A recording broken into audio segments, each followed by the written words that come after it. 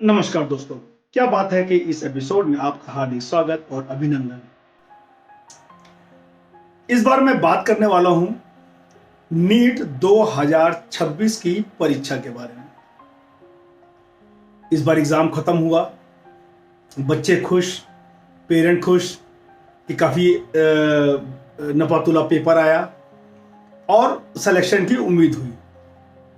2-3 दिन बिल्कुल शांति से गुजरे और फिर वही हुआ जिसका डर था।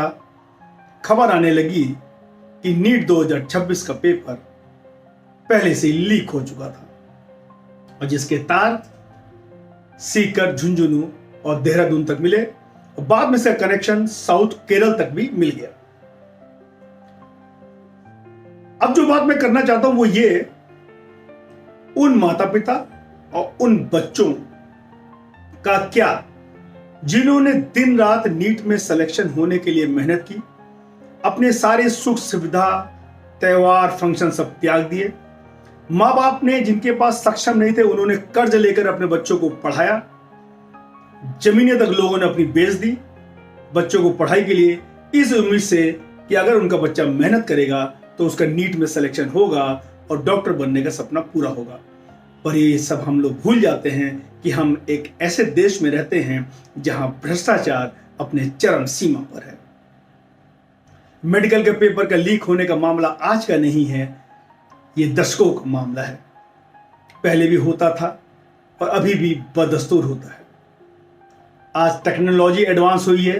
वो टेक्नोलॉजी के लेकर दावा किया गया था कि इस बार नीट का पेपर लीक हो पाना लगभग असंभव है, पर यहां पर जो साइबर क्राइम के लोग हैं और यहां पर जो काम करने वाले इंसान हैं, उनकी मानसिकता है, उनकी गंदी सोच है, उससे पार पा पाना बहुत मुश्किल है और उन्होंने पूरा जतन करके ये पेपर लीक करा दिया।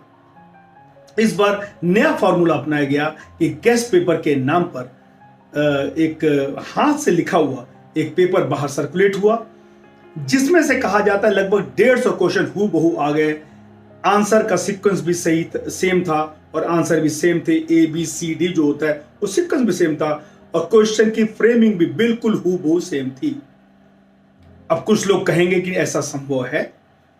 संभव होता है 8, 10, 15, 20 सवाल के लिए 150 सवाल मतलब कि 600 नंबर, मतलब कि सिलेक्शन निश्चित।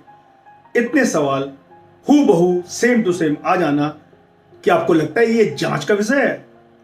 ये जांच का विषय नहीं है, ये खुलेआम चोरी हुई है, पर हमारा सिस्टम इसको एक्सेप्ट नहीं करेगा।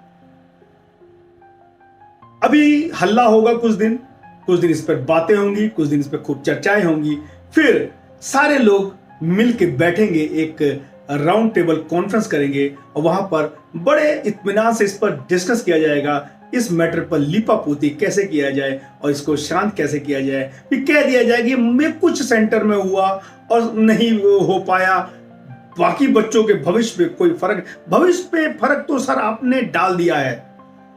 एनटीए साहब, आपको अब इस काम से अपने आप को अलग कर लेना चाहिए, क्योंकि एक बार गलती होती है, बार बार जो आदमी गलती करे, चाहे कहीं से पेपर लीक हुआ वो जिम्मेदारी आपकी ही ठहरी जाएगी। और आप इतने बच्चों के भविष्य से खिलवाड़ नहीं कर सकते। कृपया ये एग्जाम लेना आप बंद कर दीजिए। ये किसी और एजेंसी को ये एग्जाम लेने दीजिए जो ये कुव्वत रखते हो एग्जाम को फेयर और सक्सेसफुल रूप से करवा देने का। नहीं तो जिन बच्चों का कैरियर का होमिसाइड आप लोग कर रहे हैं, उनकी बद्दुआएं आपको कभी माफ नहीं करेगी, ऊपर वाला आपको कभी माफ नहीं करेगा। यहां का तंत्र, यहां का सिस्टम जरूर आपको माफ कर देगा। हो सकता है कोर्ट में भी इस तरह की दलीलें पेश की जाए कि कोर्ट भी अपने आप को विवश समझे इस पर कोई डिसीजन लेने के लिए। पर पेपर चाहे 1 को लीक हुआ, चाहे 1000 को लीक हुआ, एक सीट भी क्यों गलत बच्चों को जानी चाहिए? जैसा कि 2024 में कह दिया गया था, नहीं कुछ हुआ है, कुछ बच्चे हुए हैं, जाने दो। क्यों जाने दो?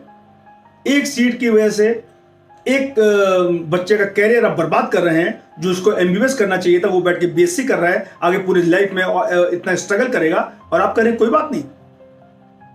पेपर अगर 150 क्वेश्चन हूबहू आए हैं तो इसमें जांच का विषय है ही नहीं। पेपर लीक हुआ है, मास में लीक हुआ है, तत्काल इस पेपर को कैंसिल करना चाहिए और बच्चे को दोबारा एग्जाम में अपीयर होना चाहिए। बेहतर होगा कि नीट को भी IIT की तरह क्यों नहीं किया जा सकता। यहां पर भी पहले मेंस हो, उसके बाद एडवांस हो। या तो फिर अगर एक सेंट्रलाइज रूप में आप एग्जाम कंडक्ट कराने के सक्षम नहीं हो तो स्टेट को, जैसे पहले चलता था, आप उसको चलने दीजिए कि केवल ऑल इंडिया कोटा का एग्जाम जो है वही एनटीए कराएगा, बाकी स्टेट वाला अपना कराए। कम से कम एक छोटे नंबर का ग्रुप कैंडिडेट रहेगा जिस पर कंट्रोल किया जा सकता है। इतना मास में एग्जाम कंडक्ट कराना, इतने हजारों सेंटर में एग्जाम कंडक्ट कराना वैसे भी कोई आसान काम नहीं है।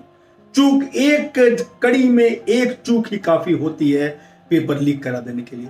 ये बात हमको और आपको समझना बहुत जरूरी है। मैं उन बच्चों के लिए बहुत ही दुखी हूं अंदर से जिन बच्चों ने इस बार एग्जाम दिया है अपनी कड़ी मेहनत से, और शायद इस भ्रष्टाचारियों की वजह से वो चूक जाए इस लिस्ट में आने के लिए।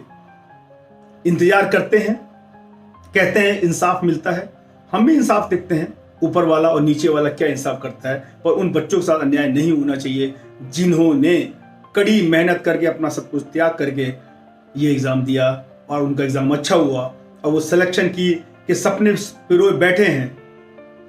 हो सकता है कि इसकी वजह से मेरिट बहुत ही ऊपर चली जाए, क्या कर लेंगे आप 610-20 नंबर ला करके भी आपका सिलेक्शन नहीं होगा।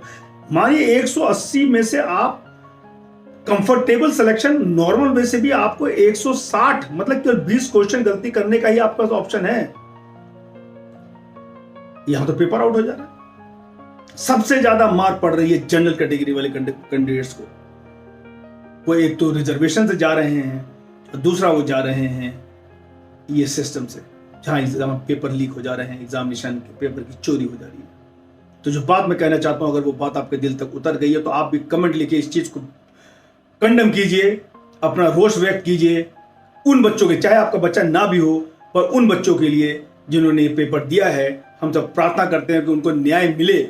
पेपर अगर लीक हुआ है तो पेपर कैंसिल हो, पेपर दोबारा से हो, नहीं तो उसी पेपर में बहुत सारे बच्चे ऐसे रह जाएंगे लिस्ट में आने के लिए जो कि डिजर्व करते हैं। बहुत बहुत धन्यवाद।